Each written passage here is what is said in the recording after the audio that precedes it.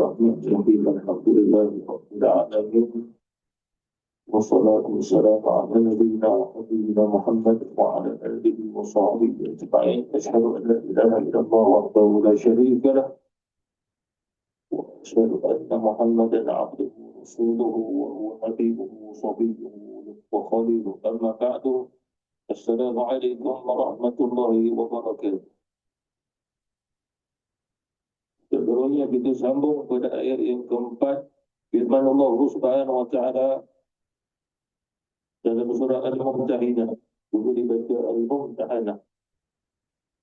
A'udzu billahi minasyaitonir rajim. قد كانت لكم أسوة حسنة في إبراهيم والذين معه إذ قالوا لقومهم إنا براء منكم ومما تعبدون من دون الله كفرنا بكم وبدا بيننا وبينكم العداوة والبغضاء أبدا حتى تؤمنوا بالله وحده إلا قول إبراهيم لأبيه لأستغفرن لك وما أملك لك من الله من شيء ربنا عليك توكلنا وإليك أنبنا وإليك المصير ربنا لا تجعلنا فتنة للذين كفروا واغفر لنا ربنا إنك أنت العزيز الحكيم. صدق الله العظيم. Kita lihat pada ayat yang keempat. Ini dalam juzuk yang ke-28. Surat 549. Kita lihat dulu pada terjemahan ayat yang keempat itu. Pada kana sesungguhnya telah dijadikan lakum kepada kamu uswatun terdapatnya contoh tauladan untuk diikuti yang baik itulah hasanatun fi Ibrahim tentangnya Ibrahim alaihissalam seorang nabi seorang rasul sebagai khalilullah walladzina ma'ahu dan begitu juga contoh tauladan juga diambil melalui orang-orang yang bersama Nabi Ibrahim alaihi salatu wassalam. Itu qalu ketika mana mereka ini Nabi Ibrahim dan orang-orang beriman ini berkata kepada qaumihim kepada kaum mereka, Inna bura'a'u minkum, sesungguhnya kami semua ini berlepas diri daripada kamu. Kamu di sini adalah orang-orang kafir. Wa mimma ta'buduna min dunillah, dan kami berlepas diri disebabkan kamu telah menyembah selain pada Allah, lalu begitu juga daripada apa yang kamu telah sembah daripada Allah selain daripada Allah, maka kami berlepas diri. Kami tidak termasuk penyembah berhala. Kafarna bikum, kami mengkufuri kamu, maksudnya menolak dengan apa yang kamu lakukan. Maknanya kami tidak iktiraf, kami tidak terima makna kesyirikan dan juga kekufuran kepada Allah Subhanahu wa taala. Wa bada bainana wa bainakumul adawatu wal baghdha, dan telah jelaslah di antara kita dan di antara kamu adanya terdapat permusuhan disebabkan tauhid itu tetap tauhid, mengisahkan Allah, tidak ada kompromi, tidak ada toleransi dalam hal ini.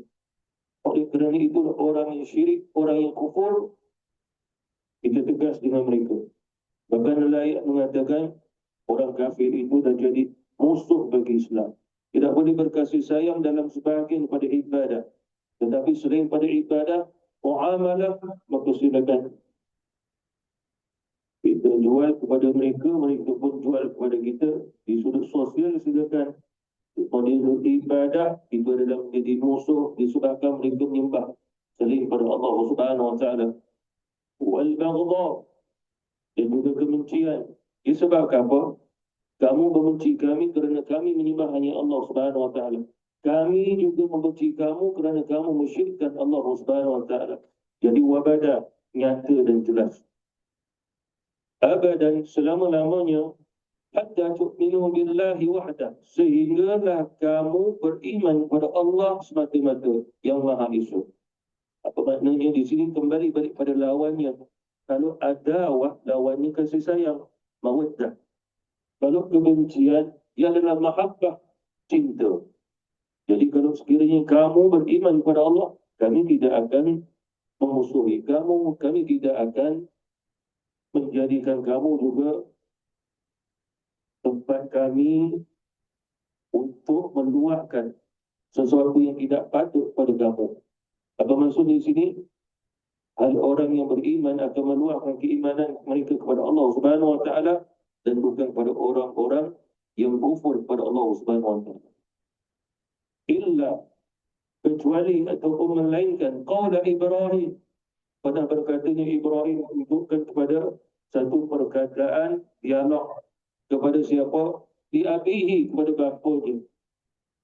Di sini ulama kita khilaf, tapi ulama mutaakhirin mengatakan bahawa segi bapa yang dimaksudkan di sini bukan bapa kandung Nabi Ibrahim alaihissalam, mereka sekadar bapanya, bapa saudara baginda Nabi Ibrahim alaihissalam. La astaghfiranna laka, kelak nanti aku akan mohon kepada Allah Subhanahu Wa Taala agar Allah Subhanahu Wa Taala mengampunkan dosamu, wahai ayahku, bapa saudara je. Wa ma amliku laka min Allah min syai', dan tidak ada padaku sesuatu yang mana untuk mempertahankan kamu ataupun untuk menyebabkan kamu selamat di akhirat. Tidak ada itu semua. Maknanya seorang Nabi, seorang Rasul tidak boleh menyelamatkan walaupun bapa saudaranya. Kalau bapa saudaranya mati dalam keadaan kufur kepada Allah Subhanahu Wa Taala. Rabbana, wahai Tuhan kami, alaika tawakkalna, kepadamu sajalah kami bertawakal, wa ilaika anabna, hanya kepadamu sajalah kami kembali bertaubat, wa ilaika al-masir, hanya kepadamu sajalah kami semua kembali. Kembali apa maksudnya? Tidak ada manusia yang kembali kepada tanah, kepada keluarga, kembali kepada kerajaannya, kembali balik pada pekerjaannya. Semuanya manusia kembali kepada Allah Subhanahu wa Ta'ala. Itu terjemahan secara ringkasnya. Jadi kita lihat dalam ayat ini Allah Subhanahu Wa Taala menyebut qad kanat lakum uswatun hasanatun bi Ibrahim. Di sini Allah Subhanahu Wa Taala menyatakan dengan kalimah qad, makna menunjukkan itu sunnatullah Subhanahu Wa Taala yang azali. Allah telah menetapkan umat ini, umat yang terakhir, umat baginda Rasulullah sallallahu alaihi wasallam, mengamalkan dengan apa yang telah diamalkan oleh para nabi rasul yang terdahulu, selagi mana amalan-amalan itu tidak dimansuhkan oleh Allah untuk umat Islam. Apa maksudnya di sini? Apa yang diamalkan oleh para nabi rasul yang terdahulu, selagi mana tidak dimansuhkan amalan tersebut untuk umat Rasulullah, maka perlu diamalkan. Bahkan baginda Rasulullah SAW juga ada sebahagian zikir para nabi, para rasul yang terdahulu diajar Nabi untuk umat ini. Seperti pada tasbih Nabi Yunus, la ilaha illa anta subhanaka inni kuntu minadh dhalimin, Rabbana zalamna anfusana, itu daripadanya doanya Nabi Adam alaihissalam, doanya Nabi Ibrahim alaihissalam, Rabbi ja'alni muqimas salat wa min dzurriyyatina rabbana wa taqabbal du'a. Rabbana ighfir li wa liwalidayya wa lil mu'minina yawma yaqumul hisab. Itu adalah doanya Nabi Ibrahim alaihissalam.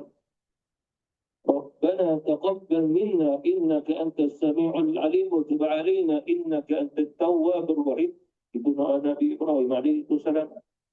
Jadi inilah maksudnya uswatun hasanah tadi. Jadi ini tidak pernah dibatalkan. Maka pada malamnya Mi'raj, Rasulullah bertemu Nabi Ibrahim alaihissalam.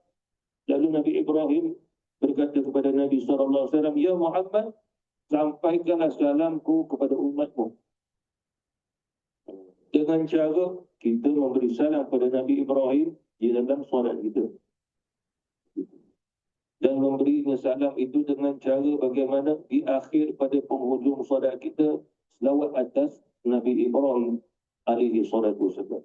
Apa maknanya? Nabi mewakili kita membalasnya salam untuk Nabi Ibrahim. Tetapi Rasulullah menambah selawat atas Nabi Ibrahim alaihi salam agar hubungan ibadah itu ada kaitan dengan Nabi Ibrahim alaihi salatu wasallam. Lalu kata Nabi Ibrahim alaihi salam, ya Muhammad, beritahu kepada umatmu bahawa bumi syurga ini sangat-sangatnya putih. Dan begitu juga dalam riwayat yang lain bahawasanya bumi syurga sangat-sangatnya subur. Dan tanam-tanamannya itu adalah daripada la hawla wa la quwwata illa billahi al-'aliyyil 'azim.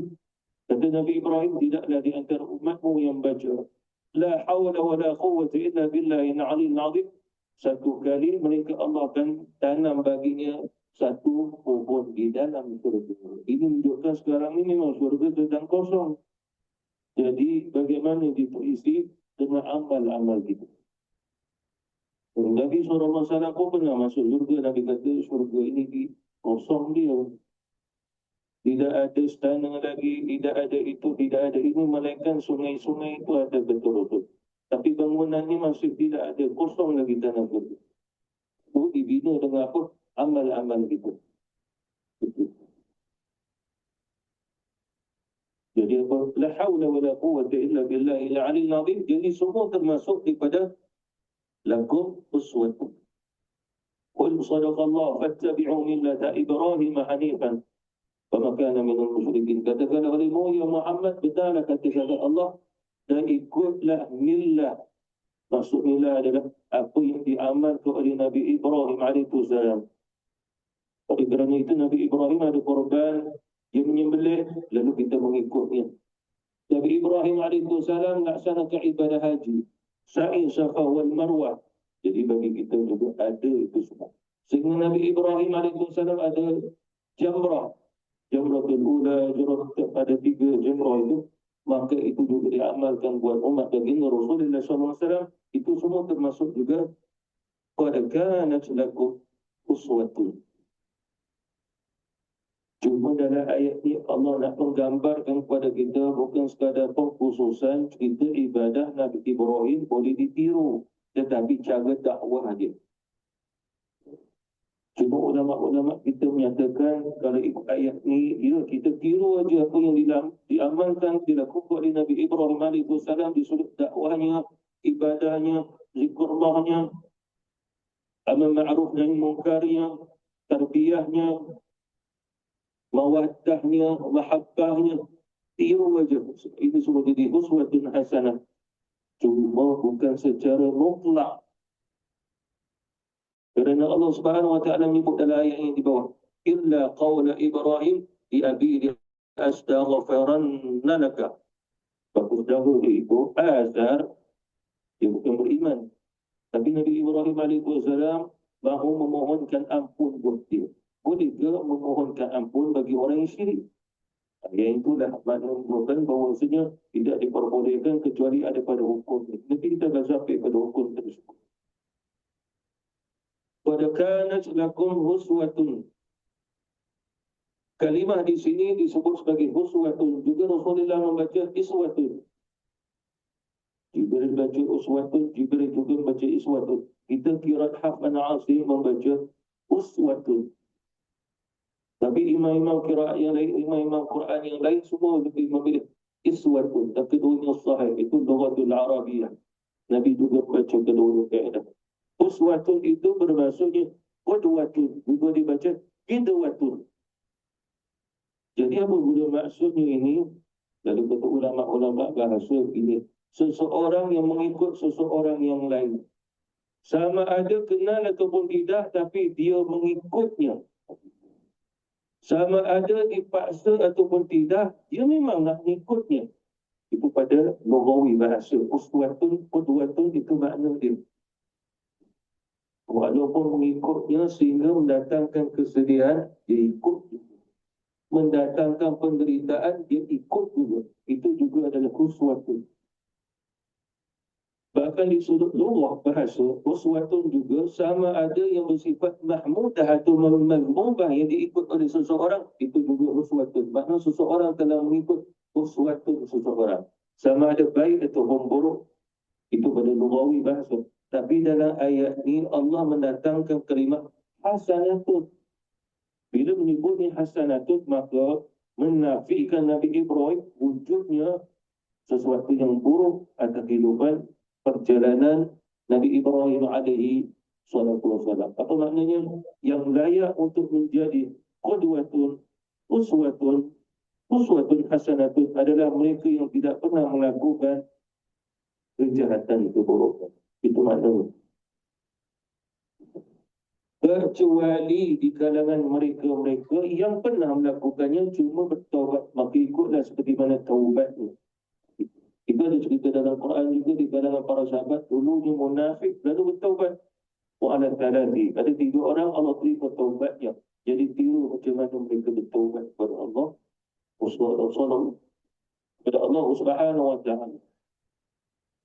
Dan dalam ayat ini Allah menyatakan qad kanat lakum uswatun hasanatun fi Ibrahim. Ini menunjukkan bahawasanya Rasulullah telah memerintahkan umatnya mengikutnya cara dakwahnya Nabi Ibrahim alaihi salatu wasallam. Tapi kita tidak akan tahu dakwahnya Nabi Ibrahim melainkan melalui surah ini, cerita dakwah Nabi Ibrahim. Surah ini pun dan lebih-lebih asbab nuzul akan ayat ini masih lagi kesenyambungan pada ayat pertama, ayat kedua, ayat ketiga sampai ayat yang keempat dan juga ayat yang kelima. Apa maknanya? Ceritanya Hatib, itu sahabat Rasulullah yang menulis surat agar dihantar ke kaum-kaum musyrikin di Mekah. Hatib, ceritanya demikian, telah kita pelajari 2 kali kuliah cerita dia. Kemudian Allah turunkan surah ini pada ayat pertama, ayat sampai ayat kelima untuk Hatib tadi. Kerana ayat yang pertama Allah Subhanahu wa taala melarang orang beriman, yakni menjadikan akan musuh Allah dan juga musuh orang-orang beriman sebagai teman setia. Jadi Hatib ini hampir-hampir menjadikan demikian. Tapi belum berlaku lagi disebabkan surat itu telah diambil oleh Rasulullah sallallahu alaihi wasallam, mana belum sampai ke warga di Quraisy musyrikin di Mekah sana. Dan Hatib ini tidak dihukum oleh baginda Rasulullah sallallahu alaihi wasallam kerana belum berlaku lagi. Cuma Allah menegur dengan ayat ni. Jadi mengapa Allah Subhanahu wa taala turunkan juga ayat yang keempat? Disebabkan orang-orang Arab, mereka kalau ditanya, kamu keturunan mana? Mereka mengatakan kami Bani Ismail. Keturunan Bani Ismail, Ismail bin Ibrahim. Dan di kalangan orang Arab mahir tentang tarikh sejarah keturunan mereka. Mereka tahu di antara mereka itu sebagian besar daripada Yaman, daripadanya Qahtani, daripada Adnani, daripada Ma'rabi, ada beberapa bahagian. Dan mereka mengetahui sejarah itu. Cuma satu jalur saja. Adakah mereka benar daripada Nabi Ibrahim? Semua membenarkannya. Jadi persoalannya di sini, adakah Nabi Ibrahim alaihissalam penyembah berhala? Jawapannya tidak. Jadi kalau sekiranya mereka berketurunan Nabi Ibrahim alaihissalam, mengapa saja mereka tak ikut Nabi Ibrahim sebagai uswatun hasanah? Sebab Nabi Ibrahim alaihissalam Allah pilih dia sebagai adanya qudwah, uswatun hasanah bagi semua masyarakat Arab yang berketurunan Nabi Ibrahim. Cuma soalannya mengapa mereka tak ikut? Itu yang Allah turunkan pada ayat yang keempat ni. Agar Hatib dari sahabat Rasulullah mengetahui, jangan kamu berteman berbuat baik dengan musuh-musuh itu. Sedangkan mereka memusuhi Allah dan juga Rasul. Memusuhi kamu. Jadi jangan kamu melakukan kebaikan atas mereka hal-hal yang berkaitan dengan ibadah. Disebabkan mereka buat ibadah, tapi ibadah mereka itu dengan kesyirikan kepada Allah Subhanahu wa taala.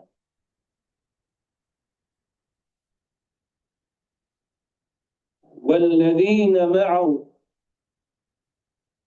dan bersama-sama orang yang beriman. bersama Nabi Ibrahim alaihissalam. Jadi dua di sini. Kerana ulama kita ditanya, ini uswatun hasanah khusus untuk Nabi Ibrahim saja ataupun walladzina ma'ahu, dan orang-orang yang bersama dengannya. Di sini kata ulama dilihat pada makna dan tafsirannya. Agaknya kerana ada beberapa riwayat. Sebagian ulama mengatakan walladzina ma'ahu adalah para nabi-nabi juga. Antaranya Nabi Lut alaihissalam, antaranya Nabi Ismail alaihissalam, antaranya Nabi Ishaq alaihissalam.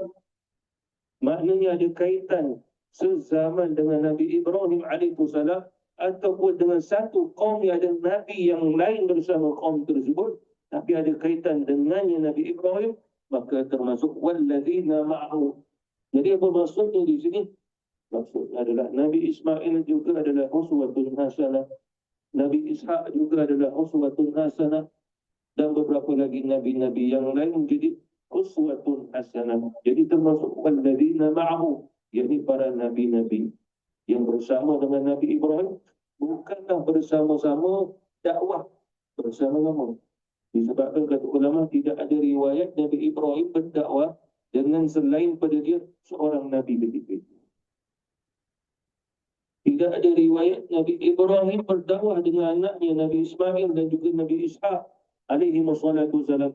Tidak ada. Yang ada kisah yang sahih adalah Nabi Ibrahim berdakwah seorang-seorang. Bahkan dia mula berdakwah dalam usia belasan tahun lagi.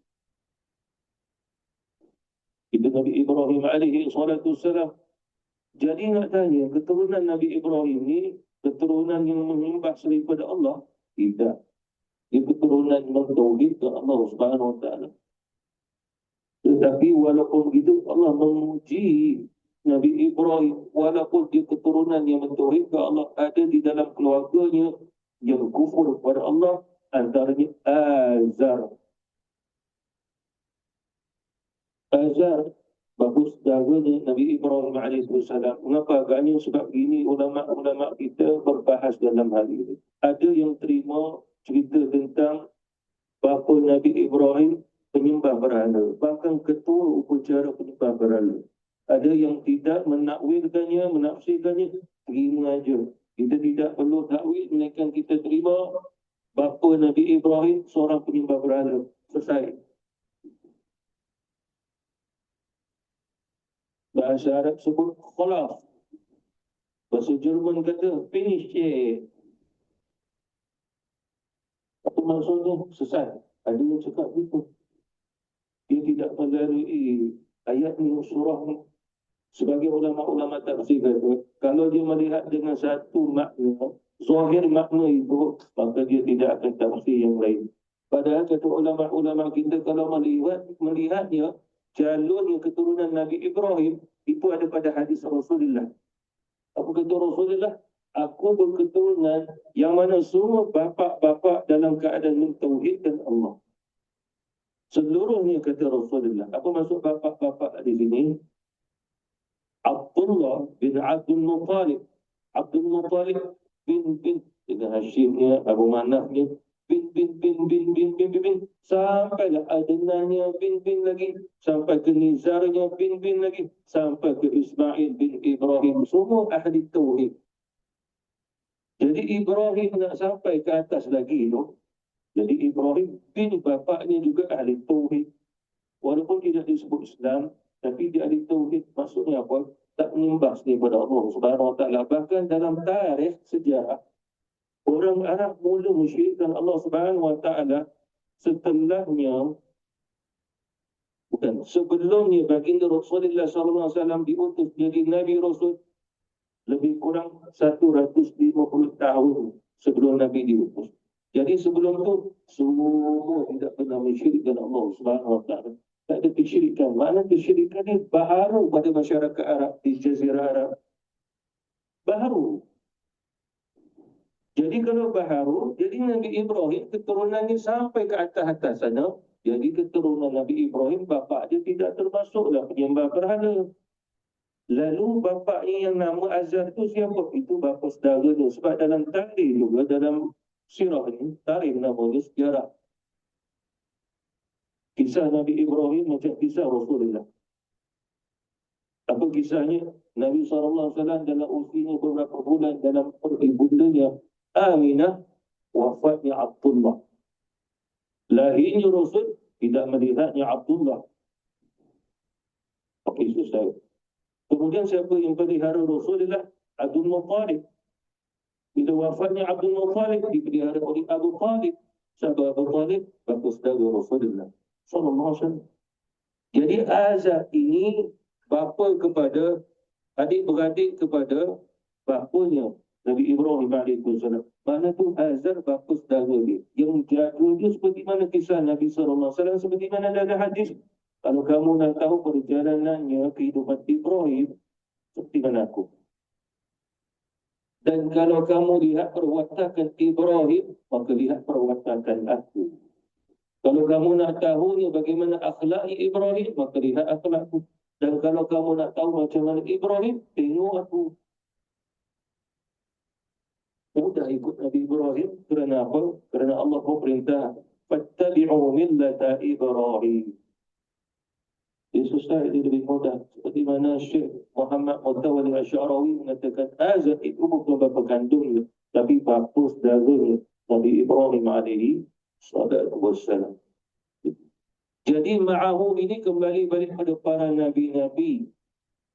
Selain daripada itu, kata ulama, ma'ahu bersama orang-orang yang beriman. Cuma di sini ulama kita khilaf. Disebabkan satu riwayat.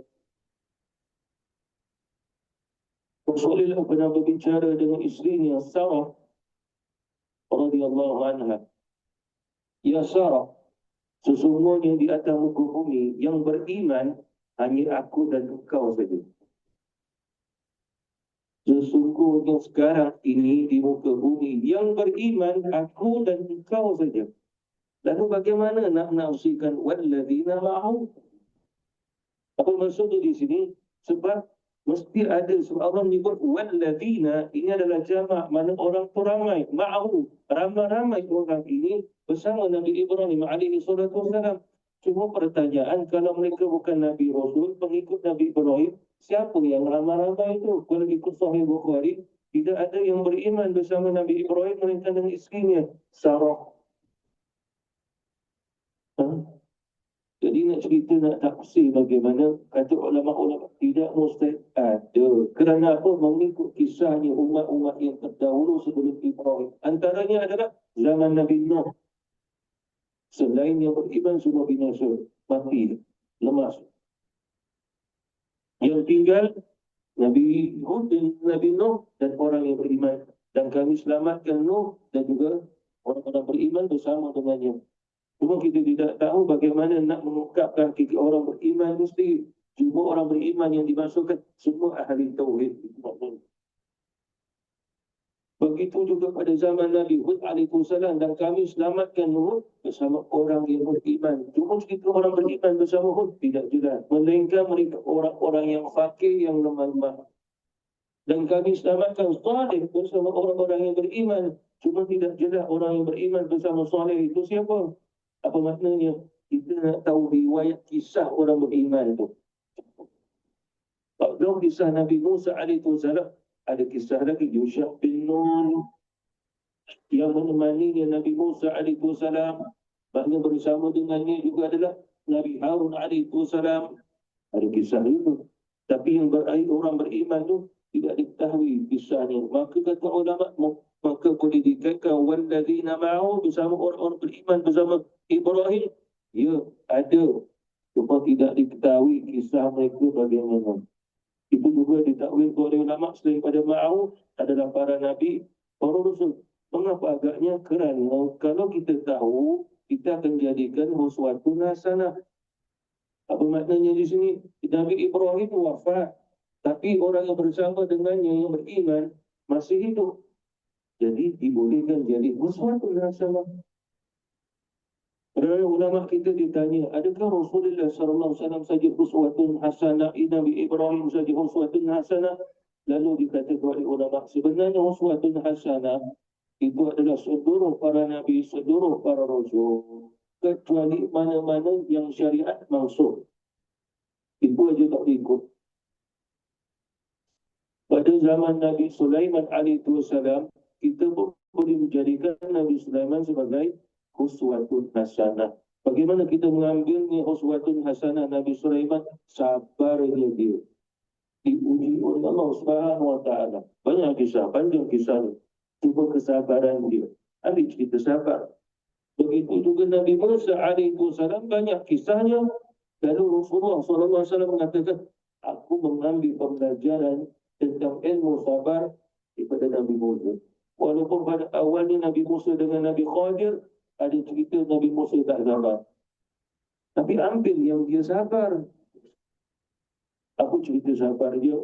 Tak kala mana dia mengadu kepada Allah. Ya Allah, Bani Israel mengutuk-ngutukku, mencercaku, menghinaku. Dan Allah Subhanahu wa taala mengatakan sesungguhnya mereka juga menghinaku, mencercaku. Tapi yang Musa, aku sabar. Apa makna sabar? Halim. Apa maksud halim? Allah tak bertindak segera. Allah biar dia bagi peluang moga-moga nanti mereka. Itu halim. Sabar rendah. Halim lagi tinggi. Kerana apa? Halim, Allah tak bertindak langsung. Maknanya sesarah bagi orang tu yang kufur buat Allah tak buat apa-apa. Itu halim. Sabar Allah, Allah pun biarkan. Sambil Allah biarkan, Allah bagi dia makan, bagi dia nyawa, bagi macam-macam. Nabi Musa datang lagi dalam keadaan Allah sabar. Nabi Musa yang sabar datang lagi dakwah. Jadi itu sebabnya suatu hasanah pada Nabi Musa alaihi salatu wasallam. Lalu selain para Nabi Rasul, adakah diperbolehkan untuk kita mengikut uswatun hasanah Sayyidina Ali, Umar Al-Khattab? Iya, semua uswatun hasanah. Mengapa kerana kita jadikan uswatun hasanah? Kerana semuanya atas akidah Ahlus Sunnah wal Jamaah. Semuanya betul. Semuanya betul. Apa maknanya? Semuanya berkaitan dengan nasah wal manzuh itu pada awal-awal zaman para sahabat ataupun zaman Rasulullah. Yang kita terima dah tak ada yang mansuh dah. Yang kita terima ni yang lengkap. Pada zaman Rasulullah masih ada nasah, mansuh. Mula-mula boleh, lepas tu tak boleh. Mula-mula Rasulullah pun pakai cincin emas. Lepas Allah haramkan, Nabi angkat tarik pun keluar, Nabi pun baling dia. Sahabat tanya, ya Rasul, mengapa kau buang begitu? Allah haramkan dia. Sahabat pun cabut, buang. Nabi tanya, mengapa kau cabut, buang? Ya Rasul, kau pun buat sebagai suatu hasanah. Ya, lalu Rasulullah kata, kalau kamu buang, okey buat kamu. Kamu pergi balik, bagi kat isteri. Pergi dia gadaikan. Apa itu? Itu saya tambahlah. Emas tu boleh pada perempuan. Tak ada duit, pergi gadai lah. Macam tak ada kisah ni kat kita. Saya tak ada. Kita ada rantai basikal tu. Jadi apa maksudnya? Itu sesuatu hasanah yang ada pada siapa? Para sahabat Rasulullah SAW dengan perbuatan demikian. Yang lain uswatun hasanah ini kembali balik kepada siapa di kalangan hamba-hamba Allah yang termasuknya ayat inni wajjahtu wajhi alladhi fatara as-samawati wal ardh. Kerana yang membaca mula-mula Nabi Ibrahim. Lalu diambil oleh Rasul, diajar pula kepadanya umatnya. Lalu kata Rasulullah dibaca dalam doa kita. Inni wajjahtu. Itu boleh dibaca wajjahtu wajhi alladhi fatara as-samawati wal ardh. Jadi orang yang mengajar kita dia uswatun hasanah buat kita untuk zikir, untuk mengajar ilmu itu. Jadi ini menunjukkan bahawasanya dasar utama uswatun hasanah ada pada Nabi Ibrahim alaihissalam. Itu dasar utama, induk dia. Tetapi yang mengikut sampai hari ini, maka kita boleh dijadikan juga uswatun hasanah kerana praktikalnya itu lebih mudah dilihat. Seperti mana contoh, dulu pada zaman Nabi Sulaiman alaihissalam kan ada seorang nama Asim. Dia angkatnya istana Balqis, dia letak ke istananya Nabi Sulaiman. Dia seorang wali. Dia juru polisnya Nabi Sulaiman alaihissalam. Dan dia membaca Bismillah ya Allah. Itu ifrit dia kata dia nak bawa, tapi lambat sikit. Sebab tak kumpul geng itu semua. Ada daripada Saibul Jaya, Putrajaya, Ini contoh aja. Lalu Asyik mengatakan bahawasanya wahai Nabi Allah SAW, biar aku bawa torfata, mana menunjukkan sekedip mata adalah mata ini melihat sampai dalam satu objek dah tak nampak dah. Maka istana itu akan sampai. Bukan sekedip mata kita dah sampai. Jadi siapa yang membawanya? Guru kudin Nabi Sulaiman, seorang wali rupanya. Dia bukan Nabi, dia bukan Rasul, namanya Asyik. Sampai. Bila sampai diterbalik ke istana tu, nanti sebab Balkis nak datang, nanti dia perasan ini istana aku. Bila dia terbalikkan, Nabi Sulaiman tanya, wahai Balkis, adakah begini istanamu? Rasa macam, tapi mungkin tak lah kalau macam ni. Tetapi dikatakan bahawasanya itulah istana yang Balkis. Yang Balkis tak perasan sebab nanti dibalikkan. Cuma kisahnya ni, ini yang baca apa ni sampai istana tu sampai. Dia tak pakai jin, dia pakai doa Bismillahirrahmanirrahim. Lalu ulama menafsirkan dia baca apa? Ya Arhamar Rahimin, Ya Arhamar Rahimin, Ya Arhamar Rahimin. Lalu dia mohon dia doa sampai. Jadi dia punya Ya Arhamar Rahimin itu suatu hasanah. Sehingga kata Rasulullah, sesungguhnya Allah memilikinya para malaikat yang Allah wakilkan. Siapa di antara kita yang membaca Ya Arhamar Rahimin sebanyak 3 kali, kata Rasul, lalu malaikat itu pun mengatakan kepada kita, wahai hamba Allah, Allah Arhamar Rahimin berkata kepadamu, ya ibadi sal, wahai hambaku, mohonlah, aku akan memustajabkan doamu. Kita cubalah istana negara nak tak mana betul. Kalau boleh lah, siapa yakin ini? Oh, istana negara. Istana negara, orang sebelah pun tak boleh nak masuk. Jadi apa maksudnya? Ya Arhamar Rahimin. Lalu yang membaca tu, bagi kita itu sesuatu yang kita ambil hasanah tu semua. Jadi itu yang dikaitkan kata ulama. وَالَّذِينَ مَعَهُ. Boleh menjadi siapa saja atas millah Nabi Ibrahim sampai hari kiamat. Semua menjadi uswatun hasanah. Wallahu ta'ala alam. Jadi insyaAllah nanti kita sambung lagi ayat yang kelima dan ayat yang keempat dan juga ayat yang kelima. Wabillahi taufiq wal hidayah. Wassalamualaikum warahmatullahi wabarakatuh. Subhanakallahumma wa bihamdika asyhadu an la ilaha illa anta